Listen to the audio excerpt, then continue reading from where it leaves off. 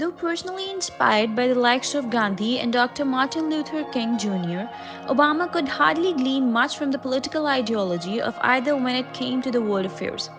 His bid to woo the Chinese and Indian leadership on the burning issue of climate change proved nothing but a wild goose chase. Similarly, the recalcitrant attitude of the Israeli Prime Minister Netanyahu and Palestinian President Mahmoud Abbas over the attempted two state solution of their long standing dispute left him disillusioned. He states with regret how both of these leaders dished him at the last minute when he, with the help of former Egyptian President Hosni Mubarak, tried to mediate between them. Then came the political upheaval in Egypt itself, which ultimately forced him to part ways with the decades old US ally Hosni Mubarak and support the political uprising against him. He pleaded with Mubarak to show restraint in his dealings with the protesting crowds and meet their demands. But the latter refused to comply, saying that he knew how to tackle such a crisis. Meanwhile, Mubarak's military was constantly mounting pressure on the opposition to give up their protest, though without any success. Hence, the threat of a gory crackdown against the protesters loomed large. Left with no other option, Obama conveyed a stern message to Mubarak's generals, warning them of the consequences.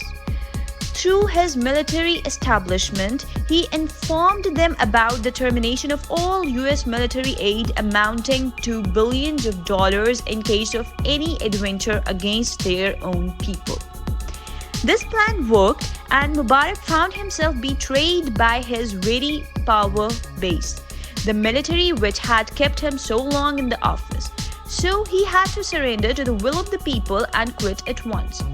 The book concludes with a detailed account of the Operation Neptune Spear that resulted in the killing of Osama bin Laden.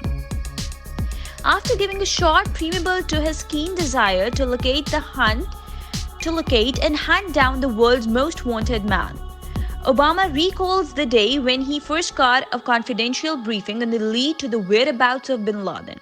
According to him, it was a day before the 9th anniversary of 9/11, when two top CIA officials, Leon Panetta and Mike Morrell, called on him and sought his audience.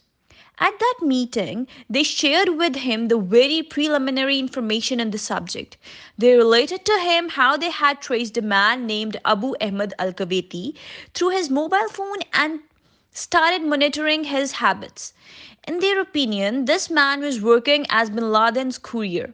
Similarly, they claimed that through their surveillance system, they had detected a very large compound located on the outskirts of the Pakistani city Abbottabad. However, it was still a mystery for them as to who actually occupied that compound, though the structure and the shape of the building testified to the presence of someone very important in it. Having apprised him thus far, both the officials left that day with the promise to come back and furnish further updates. Living up to their word, the officials came back a few days later. This time they were accompanied by an analyst who had long remained engaged on the hunt for bin Laden. This analyst explained to him the nature of their findings and suspicions about the people living in that compound. Their sources had disclosed to them that Abu Ahmed al Kuwaiti had actually purchased that property under an assumed name. The compound was enclosed by 10 to 18 feet high walls with additional walls inside. A tall man with whom they had to come to call with the code name, the Pacer, was found frequently walking in the garden of the compound. The height and appearance of the man and estimated age of the children living there with him reinforced the doubts that it must be the bin Laden family. Moreover, the residents had no contact with anyone through any landline or net connection, and even burnt the household trash inside the building. With this information in hand, they decided to probe it further and make sure that they were going to pick the right target.